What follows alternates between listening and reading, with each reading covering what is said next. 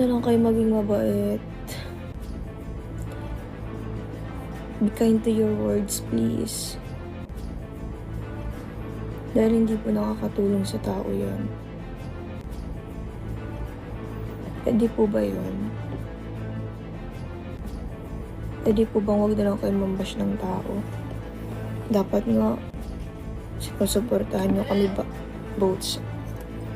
Dapat nga sinusuportahan nyo na lang po kami.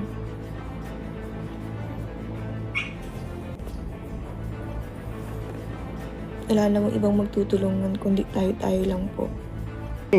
At isang mapagpalang araw po muna muli, no? So dito tayo mga balbas ngayon, gagawa natin ulit pang panibagong reaction video yung mga nangyayari at yung mga maayaw ngayon.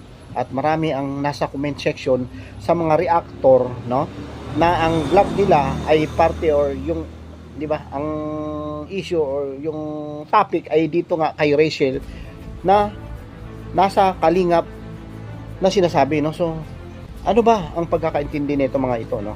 So si Rachel kasi, di ba, refresh ngayon or sa nakaraan ay nabigyan ng pag-asa na magkaroon ng, kumbaga, di ba, business to yung mga balbas eh. Purely business, no? Kaya lang naman nandyan at syempre, di ba, kalingap kasi dati si Rachel, no? Mga balbas, no? So maraming haka-haka opinion yung iba at may mga pagtatanong mga balbas na bakit daw dito sa sinasabing brand affiliate, no, na sinasabi kasi siya parang hindi siya ambassadress mga balbasa, siya po ay kinuha lamang bilang tagapagbigay or di ba yung nagla-live selling, siya yung inappoint, no, inappoint bilang beneficiary ng Kalingap.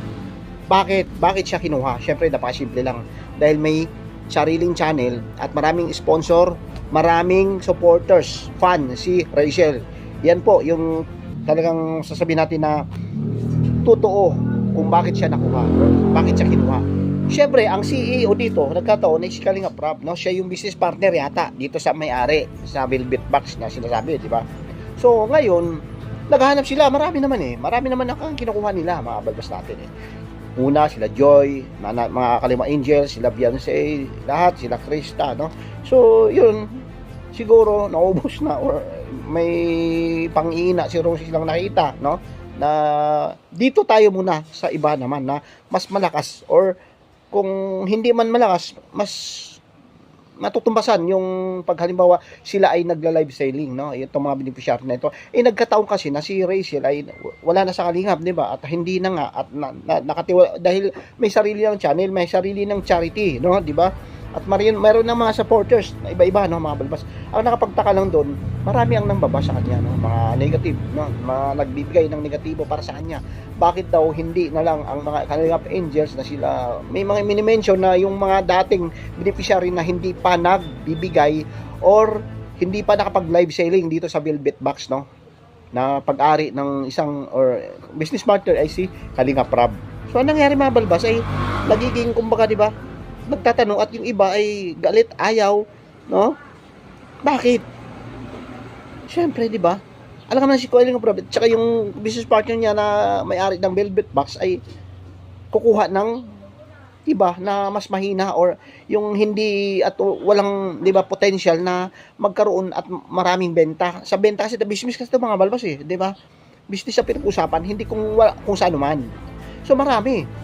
Ngayon, nagiging hati, no? May pabor at mayroong hindi pabor doon kay Rachel nung siya ay isang gagawing brand affiliate, no, di ba? So, nangyayari kasi mga balbas, nagagalit sila. Bakit naman kayo nagagalit? Unang-una, marami ang nagsasabi, no? Dito tayo sa negative. Negative, bakit negative? Dahil marami ang nagsasabi na maraarte, mataray, ano-ano pang sinasabi, walang utang na loob sa Kalingap.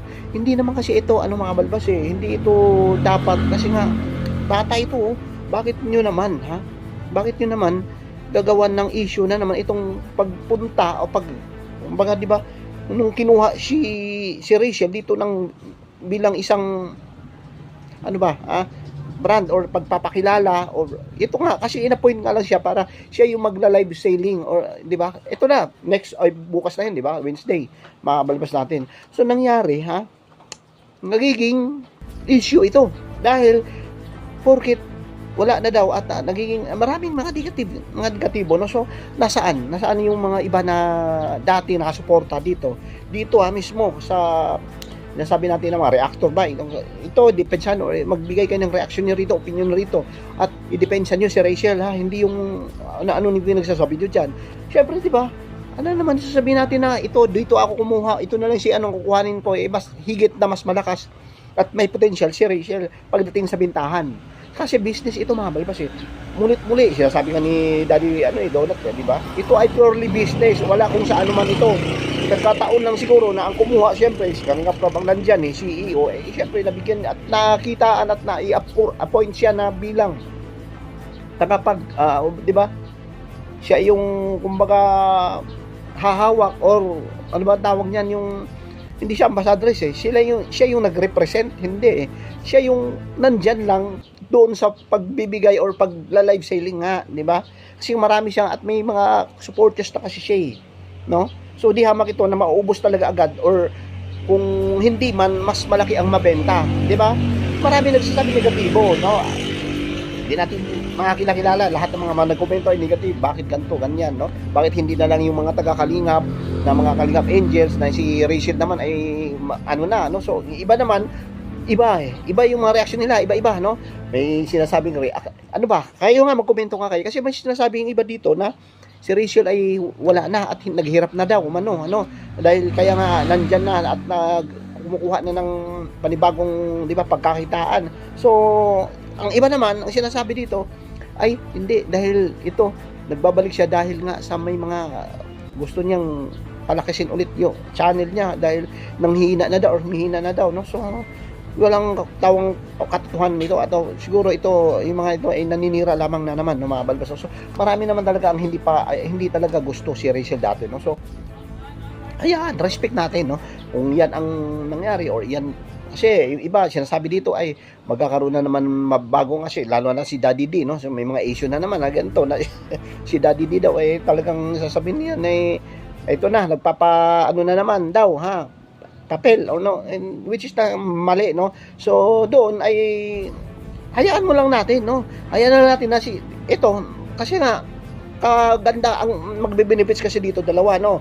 Si Rachel mabigyan ng pag-asa at may mga syempre, di ba, may mga ano yan kumbaga ay ang tawag noon yung meron siyang parte diyan, no? Bilang o parang kumbaga, di ba, commission, meron siya diyan. Discount ba tawag noon or dagdag kita sabihin na lang natin. So ganun din, no, doon sa may-ari or doon sa mismong ito, no, kay Kalinga Prab meron din silang kita rito, no. So ibig sabihin mga Kalinga, dalawa ang magbe-benefits, no. So nagiging reaction natin dito at opinion natin dito, bakit kailangan pa na pupunahin, no, ito at sinasabi ng iba na balik sa Kalingap dahil sa gantong issue, balik sa Kalingap dahil nanghihina na, balik sa Kalingap si Rachel, hindi na nga bumalik, di ba? Ang pinag-uusapan dito kasi porkit ba naman na kinuha siya ni Kalingap ay balik agad sa Kalingap, no? So malaking kumbaga, di ba, malaki ang mali, sasabihin natin na hindi ito kumbaga, di ba, sasabihin natin na dahil doon hina na yung channel niya, hindi po, no? So malakas pa rin si Rachel ngayon sa ngayon, no? Kahit na magla-live siya, nakikita na naman natin na malakas talaga yung kanyang channel, no? So yung lang naman sa atin na wala kung saan naman ito mga balbas, ang sa atin lang marami, no? Huwag naman, no? Huwag niyo ibabash si Rachel dito, dahil kung ibabash natin sa mga naging issue dahil doon sa nagiging, kasi nga si Dodong, no? O hindi natin mambanggitin, sorry, dahil siyang ay kalingap or something like na nanggagaling sila dyan, no? So parang sinasabi dito baka magkaroon pa ng utang na or ganito, no? So hindi, walang ganoon dapat, para magiging, syempre, di ba, ito nag-aaral si Rachel, mamaya ma-stress na naman ito, no? So wag ganoon, no? So ang sa atin lang dito ay magiging maayos ito, no? So abangan ito natin, no? Baka mga babayan natin na pagdating dito sa live or ano kaya ang magiging mangyari. So pero mas malaki ang percentage talaga dito na pagka siya ang nag-live selling dito sa Velvet Box na ini-introduce ni Kalinga Prab or yung bilang business partner, ay malamang sa malamang ay malaki talaga ang impact or malaki ang kikitain or mas marami ang mabenta nitong si Rachel Morales or Rachel Morales, mga balbas natin, no? So yun lang naman sa atin, no? So marami na tayo napupuna balbas na hindi kaya-aya, no? Na sana, no, respeto na lang, no? Na hindi ibig sabihin na nandyan muli sasabihin ko na nandyan si Rachel porque magkausap, nagkapirmahan na, at nandiyan si Kalingap Rab, ay Kalingap na si Rachel. No, hindi. So, malaking, malaking issue ito dahil sigurado ito, talagang hindi ito, babantayan natin ito dahil hindi ito tatantanan ng mga basher na ito, no? So, yun lang naman po ang ating reaction for today dahil medyo late na tayo nung nag-reaction. Kaya, susunod, sana like nyo naman ang ating video. Thank you, God bless, at mabuhay po tayong lahat. Bye-bye!